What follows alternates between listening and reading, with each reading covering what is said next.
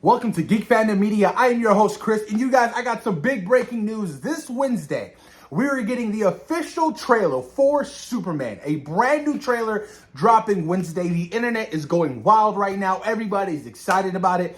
I cannot wait. I am super stoked to see a full, fleshed out trailer for Superman that includes dialogue.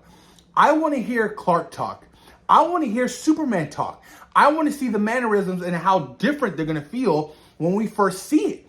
I want to see Lois interact with Clark. I want to see Lex. I want to see, Smallville. I am so excited for Superman. Like, this movie is going to be one of the biggest films of the year. I'm hoping it does well critically. I'm hoping it does well financially, because if Superman doesn't do well, you can pretty much say goodbye to the brand new state of DC. Superman is the face of DC. And this film is so important to James Gunn, to the studio, to the upstart to the studio.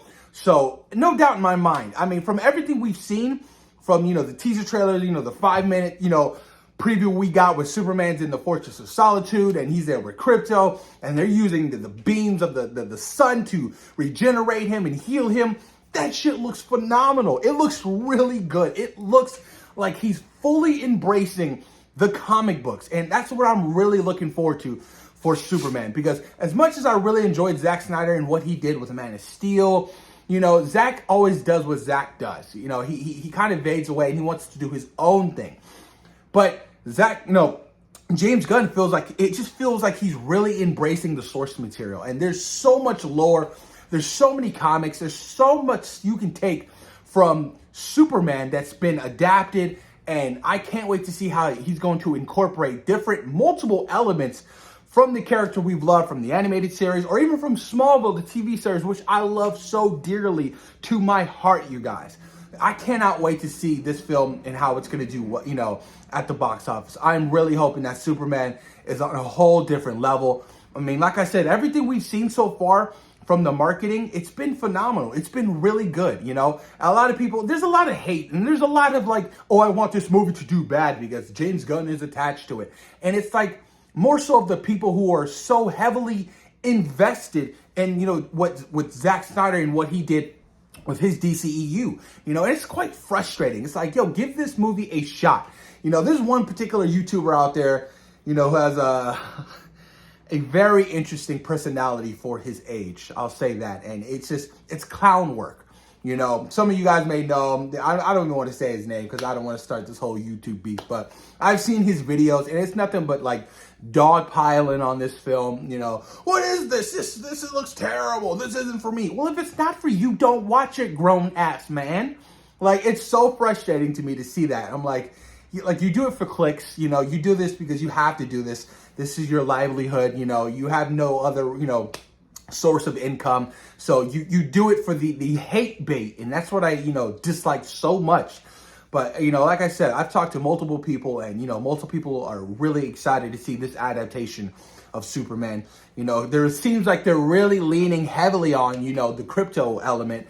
I don't think crypto is going to play a big part in the film, but, I'm excited to see how, crypto, in his relationship with Superman. I mean, we got to see a glimpse of it in, the 5-minute preview of him playing, so joyfully, and pouncing on him and just really hurting Clark. It was so hilarious. But man, I'm stoked, man. Like I said, I'm really stoked for the character development. I'm really stoked for the character arcs that we're going to see, or even characters like Hawk Girl and, Guy Gardner, who just made an appearance in, the Peacemaker Season 2 trailer. I'm curious to see where these characters lead over into that. Because I believe Peacemaker Season 2 is after Superman. Correct me if I'm wrong on that. But, I'm looking forward to the expansion in this universe and the multiple teases. What's happening with Batman Brave and the Bold. It's been confirmed that Andy Muschietti is going to be directing another film for another studio. I'm like, at this point, I don't think Andy Muschietti is going to be directing Batman Brave and the Bold. I think, the news will come out sooner than later, most likely after Superman.